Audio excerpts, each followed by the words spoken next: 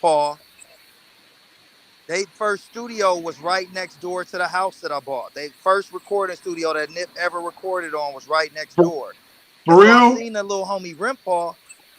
Can y'all can y'all hear me? I Yeah. seen the little homie Rimpaw. Somebody introduced us.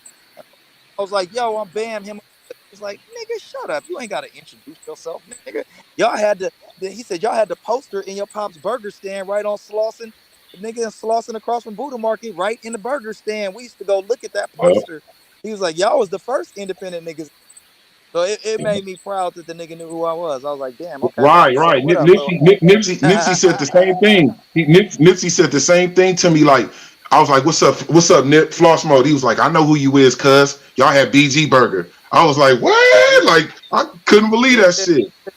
yeah, Yeah, yeah. Yeah, Real man. talk. that's real, man. So You never know, so you what's never good, know man? who you inspire, man. Can you hear us, Yeah. Bam? So I see, or is it? I would go in the studio, but I don't want to lose the signal. Yeah, don't lose the signal. Don't lose the signal. Basically, I just wanted to put the show together, man, and talk about the Himalayas and say rest in peace to Laylaw. You feel what I'm saying? Because at the same time, we he did Yeah. breach and have us together. You know what I'm saying? It was a law house experience, definitely, man. You know what I mean? It's been a long time coming. Fucking with my partner in rhyme. I done did a lot of things with this man. You know what I mean? Good, it's my partner, good dude. Hold on. Slow your roll. We was connected before Law House, nigga. What you talking about? No, we was connected before Law We was House, but I'm connected saying before. right from music. I'm talking about musically though, on some music shit. Like I came in the tail end of y'all album, and Law and D-Mac was up in there. That's how I Yeah. was able to connect with Law. You know what I mean? But I go way back with this nigga right here, man. We was in high school together, 15, 16 years old. You feel me? Was that Yeah, when and you the whole another level doing the Himalaya crew, and then it all just came together like butt cheeks and made it funky. Right. You know what I'm saying? You know how it Niggas do. went on But we all tour. know we know this. what Yeah, me I and mean, Floss what's the went to high story school. with another level? How did another level come together? We was okay. So we all went to Westchester High School in L.A. And that's like the poppinest high school in LA. A lot of different acts like the Y schools, Regina King, a bunch of actors. What was the good girl? Good, no, they went to the Burners, but it was a bunch of artists that came out of this school. Nia Long Raphael went there. King, um, Mhm. it, oh yeah, Neil Long. So we all went to school together. And another level, we was oh I could break the whole shit down for you. It's Break that actually shit on my down. documentary. If you go to Bambino's World Instagram, you'll see my documentary there. It also explains it. But okay, so we was in high school, and my homeboy Sticks, rest in peace, Sticks. Hmm. Him and Stones were putting together some production. They were like, look, Stones was DJing, and he was like, we're about to buy some equipment to start making beats. And when I was getting put on this crew called Gents, it was like a high school fraternity. We was the only Hmm. cast that really wasn't banging. We was parties and shit like that, and hollering at the honeys and all that kind of shit. While everybody else was banging and shit, they wanted to come to our parties and shit.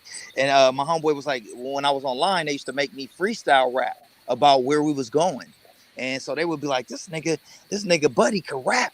Like, let's rap, nigga. I'd be freestyling and shit, and so that's how Sticks was like. He put the equipment together with Stones, and he was like, look, I need you to, if I buy all this equipment, I want you to teach Stinjo how to rap.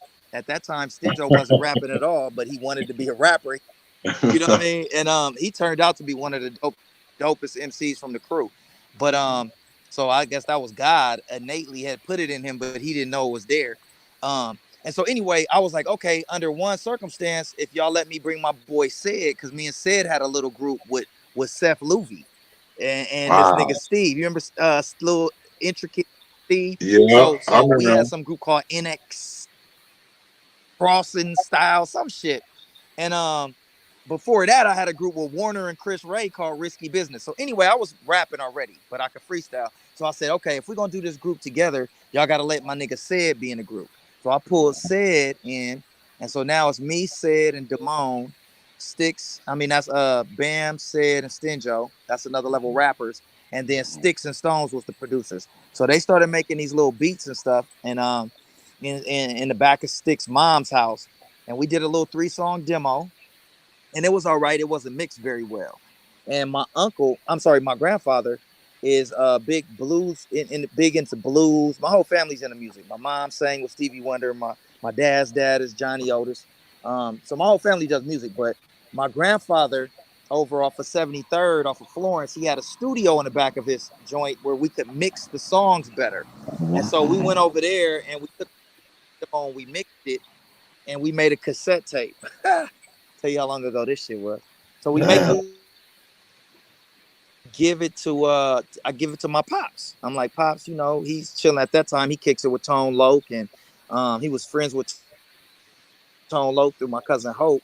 And Suave and Laylaw, Suave, who manages the Alcoholics Exhibit and Farside, they are from West Side Tribe. And and my pops goes over to Tone's demo tape, and at the time, my pops was into growing before the shit was legal. So Tone would always get herb from my pops. And I remember Tone Loc said it was like a caterpillar in one of the long stalks of bud. And he was like, damn, this how that shit's official. This still got a caterpillar in the bud. So my pops was over there giving him some bud or whatever. He said, my son got a demo tape. And so that's rolling to the so he gives the demo to Tone Loc, right? And Tone Loc took the Another Level demo tape and said, I really, I got my own music. I don't really do the label thing. This man right here is the one who got his own label, and it was Laylaw. And so my pops was first time meeting Law. He was like, all right, let's go out to my car and listen to this Another Level demo. And so they go out to the car and they bumped the shit, the little 3 songs, and Law was like, what they look like? Where they at? And at that day, we was at Six Flags. For Lost, remember when Six Flags used to have the performances with like TLC and all that shit? It was Hell TLC yeah, was performing at Six Flags, so we went because all the breezy. So all the breezies was gonna be at Six Flags, so we was there. And mind you, I'm in high school at the time. So my pop me on one of them cell phones when we used to have a chip in the cell phone, and so he pages me, and this is kind of aging the nigga. He pages me. Like, yeah, what's up, Pops? He's like, he talking fast. He's like, look, y'all gotta come. This dude from Above the Law, and he's doing a record deal, a label with Ice Cube, and they want to sign y'all. And I'm like, whoa, Above the Law, Ice Cube, Laylaw, it's all coming through. I'm like, damn, what you? He's like, you need to come right now. And I'm like, well, we at Magic Mountain right now. I'm like, we can't come right now. And so Long and Skinny, I'm trying to tell the homies, Ice Cube, Above the Law, they want to meet us. That's all I could really get from that conversation. And my pops ain't gonna lie about jack shit. And I knew he was at Tone's house. And so the next day, we get together on Buckler and 62nd, and they give us the address, and the shit's on 59th and Buckler.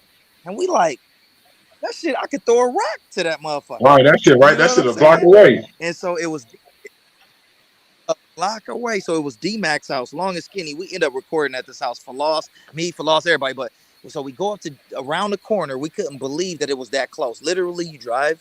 We could have walked. So we drove up to the spot, and it was Laylaw and D-Mac, and my pops, and we sit down. We play the demo tape again, and it was like, we like this song, this What's That You Say song that y'all got, but we wanted to go to this sample right here, and it was the Patrice Rushen sample that y'all know today. What's That You Say? And D-Mac played the motherfucker, and we was like, oh, this shit vibing. And so they had already queued it up with the demo so we could kind of hear it. You know what I'm saying? And we was like, oh, that's dope. But at the time, you know, Sticks and Stones was a little nervous because they like, hold up, y'all already replacing our beat? Like, hold up, slow down. Let's talk the business. And so anyway, we was excited because Law was like, well, tomorrow Cube gonna come meet y'all. So now we like, nigga, tomorrow? Like Scooby-Doo, like, huh? Everything happened so fast, man. So anyway, Cube come through the next day, bro, and we played a demo, and it was a good demo, good 3-song demo, because it ended up going on our album. And there was another group called Another Level. Once we got to Priority, there was an R&B group on another label, And so they were like, listen, we really want to put out your single, but we need y'all to finish this album fast because there's another group and we want to get y'all out before this other group. So we want to get y'all single out and your album done. And so we just went balls out hard to work. Like from day on at D-Mac's house, we just started knocking songs out, boom, boom, boom. And for Lost being an MC that I knew around and knew from NIC, different crews in LA, we knew each other. And another level, we wanted to start this crew, which originally was called Himalayaz, because we live in the hills over here in LA. And for Lost was an MC for crew, Bill Blast. Who else? Yeah, we was thinking Seth. Few different artists, but we end up going after the whole Another Level thing happened. Me and Floss was doing solo albums up at Ice-T's house up in Hollywood Hills, and Ice-T really loved the name Himalayas. Y'all both from this crew. Why don't y'all do a project together for my Coroner Records label? And we was like, well, we doing solo albums. He was like, come on, just do a project for me under Himalayas. And we was like, all right, this is my nigga. We already crew anyway. And then we gelled so much, we just ended up really like finding a comfort zone working together. And anything you want to add to that, Flaw? Shit, man, we was, basically by the time we got to Ice-T, you know what I'm saying, he was excited running around the town. We was hearing he was running around the town talking about he signed the Himalayas. And it was a long time ago. We would be in the studio, and that's when he was married to Darlene from the Asian chick, the Filipino. And she would come down and she'd be trying to hug all on us and stuff. The boys, they're very mannerable. I sent Darlene down there. It's the final level, and to see if they were gonna, they were gonna get weak and all this type of shit. And we wouldn't hug her back or nothing. We would just be on, you know what I mean? And so we had the Corner. The label was named Corner. So we have the record label jackets. And every time me and Bam would jump out, somebody be looking like, who died? Somebody died. You know what I'm saying? Like, this shit, we had a fucking ball, man. Like, most of the time we was in the studio bagging on each other. That's how a lot of the songs came together. Like, remember Big Slip? Remember Slip from Compton's Most Wanted? Big Slip, he was like, we would be out there bagging on each other, calling each other Chunchis. He's like, what is a Chunchi? What is that? Like, you know what I'm saying? Like, we'd have a fucking ball, bro. And then basically, I was in, go ahead. Go ahead. Hold on, Floss. Hold on, bro. When we was at Ice House and Darlene Finance came down. Now, of course, we respect Ice-T. That's big. Never disrespect a man's wife. But come on, from the Power album, this is girl from the Power album. You feel me? And she's coming down to listening to our music and kicking it with us. Little Ice was a little kid, and we all looked at her. Dude. We got on like biker shorts or something, and we look at her ass. We all niggas was looking up at the sky and shit, trying not to do. Right, we try not to give no kind of feedback or nothing. But yeah, I do. Sharkfish tank. Hey, but the funny part was, Bam came and got me. I was in Atlanta.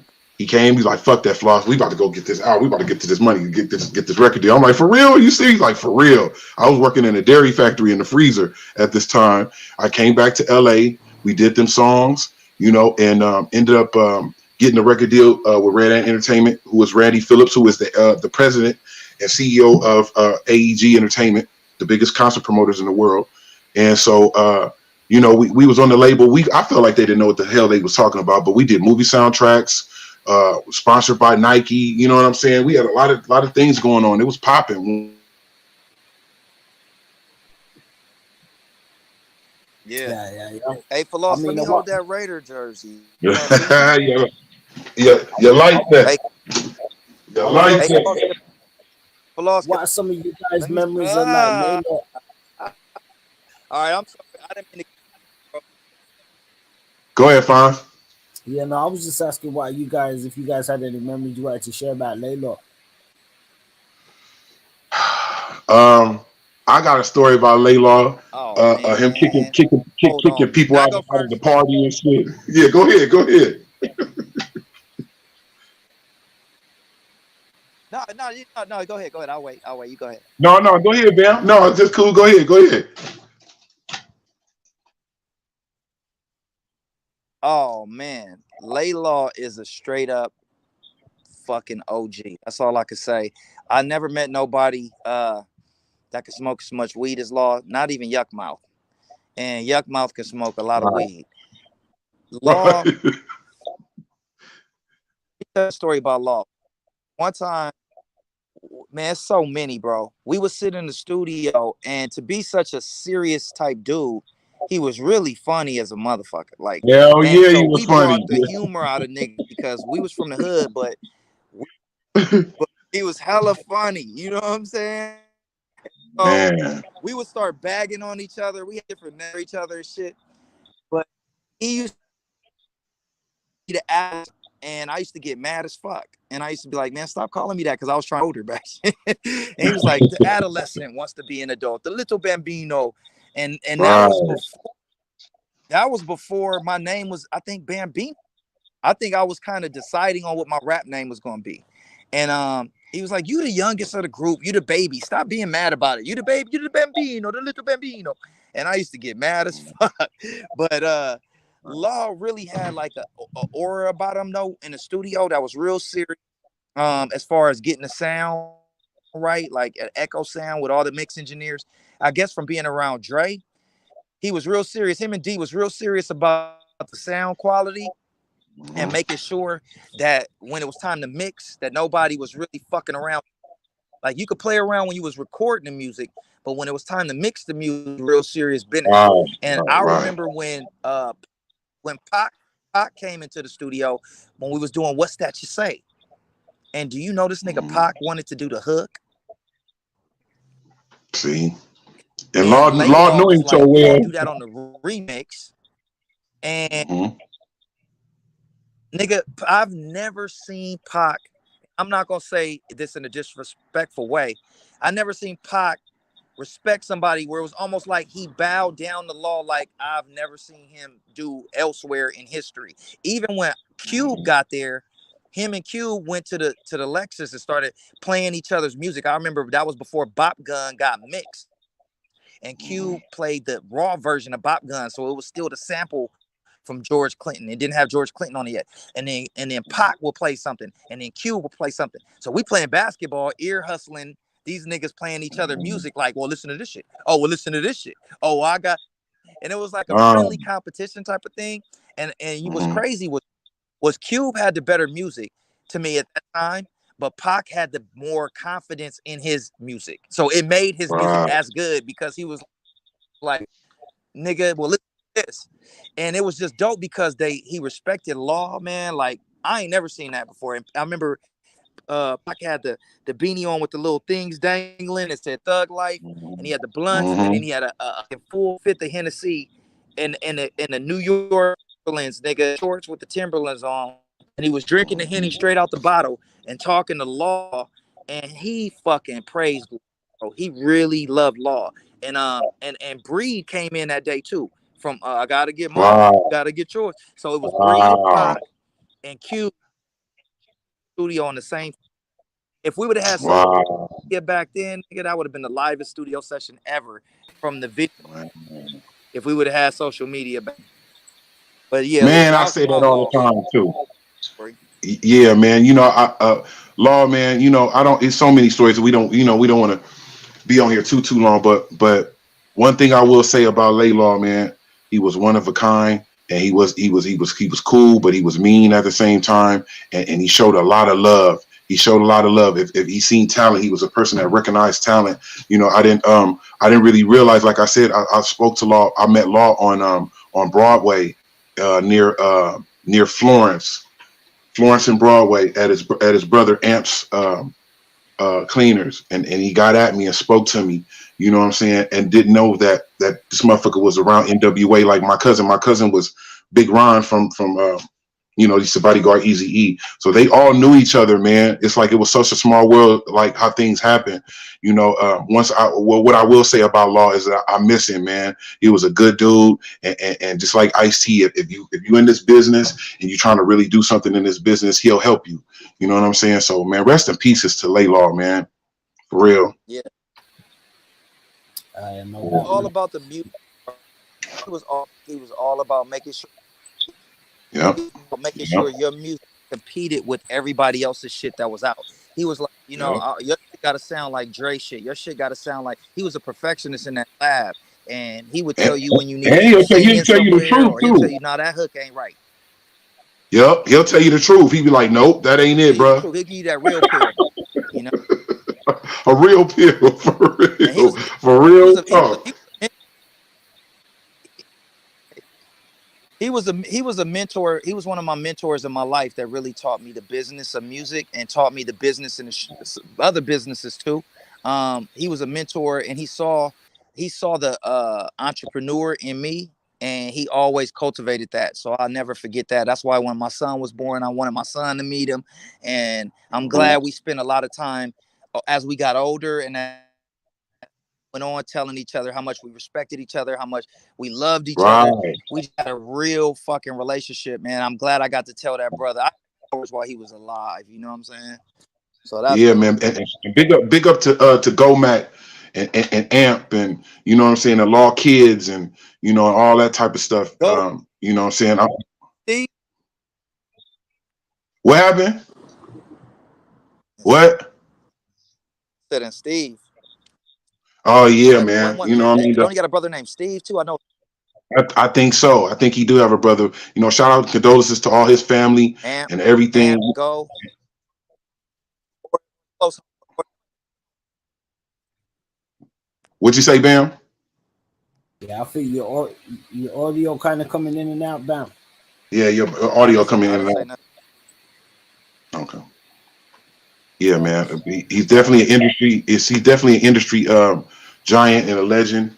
You know what I'm saying? He helped a lot of people, and he deserves his flowers. And you're right, Bam. I got to talk to Law and tell him too while he was still alive. I was like, man, I appreciate you, bro. Because as you start getting older, you realize like these people don't have to do this shit. It was a million fucking rappers. It was a million rappers then. You know what I'm saying? And he chose and he knew Right. who was who. It was more than just on some rap shit. Your Yep. personality was good. You know what I'm saying? Like he was a good person, man. Real talk. I know that's real. I mean, you guys are definitely worked with your fair share Yeah. of, Yeah. legends in the hip hop industry and stuff like that.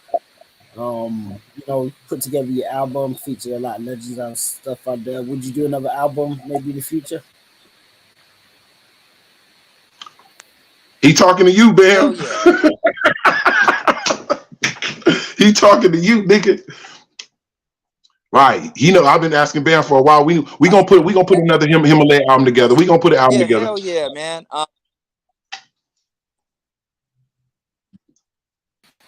Yeah, Yeah. We're you gonna maybe it'll even be like yeah. We definitely will. We definitely will. I would say in the Got near to. future too, in the next year or Right. so. Next year or so, we'll put it together and choose the songs. You know, the bomb songs. They gonna be bomb because you know what I'm saying. This is a second time coming. But actually, you know, we have another partner album that came out after we came out with Partners in Rhyme was Take Notes. You know, with the songs with Spice One and you know what I mean. A lot of different people on there. Our album was good because we had Corrupt. We had Yuck Mouth for the Loonies. We had Ice on there. We had Fast Bossellini, the homie International out of Long Island. You know, our album was bomb, man. Our album was very good.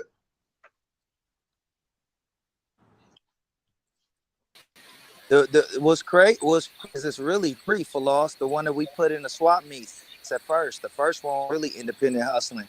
I forgot Uh, what we called that. Take notes, right? Remember after the club, Take notes, right? the one that we put in the swap meet. No, the first one with Go for Mine. With Go for Oh, Mine, I do remember that. Yep, I remember all it them had songs, dude. it had you know what? It Go for Mine and it had After the Club and it was called Partners in Rhyme. That was the first 5 songs. We kept that name Partners in Yep, Rhyme. It was Partners in Rhyme, but it yep. was more like the EP that we put it in a Right, we did. swap meet and a few different little Inglewood swap meet. Yeah.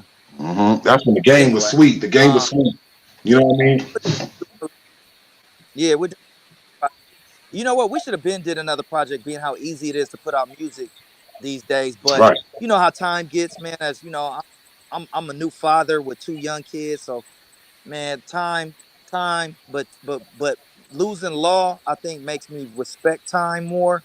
So I would love to just put out more material to just have We it. got to. We got to. It's for the fans, man. For the fans. They loved us. You know what I'm saying? Light skin, brown skin dude. You know what I mean? But big up to the homie Fonzie Neutron for letting us get on here. You know, this is based out of Europe, you know what I mean? Out of London. So this is big, you know what I mean? So it's a big thing. We gotta do another album. We got to get out that way. Next time Farside go on tour, I was telling them I want to get on that European tour, man. I never got to perform in Europe. Fonzie can hook that shit up. Fonz is the direct plug to the shit. You know what I'm saying? Out there in Europe and London and all that shit out there. You know, they got the festivals in Italy and all that. It's time for all that. We need to reach that pinnacle. You know what I'm saying? For real talk. Yeah, Pick up, Fonz. Souls of Mischief. They out here having us, bro. Oh yeah, that's our people's too. Souls of Mischief and all that. Yeah. But we're gonna connect and tap back in again at some point, man. Especially what's those see the greens. Oh, them motherfuckers is hard. Them is hard right there, bro. Yeah. Oh yeah, that Kobe. Right, man. Right. Hey, Bam. Speaking of Kobe, do you remember we was in front of the House of Blues? And Kobe's sister was in the car with us. Remember, Kobe's sister was in the car with us, and he had just signed to the Lakers. That's how far we go back with it, man. And we saw him in New York when we was with Ray J that time. Right. Remember we was in New York for the All-Star game with Ray J and Kobe. Yeah. Like so many stories, man. Fonz, thanks for having us, man.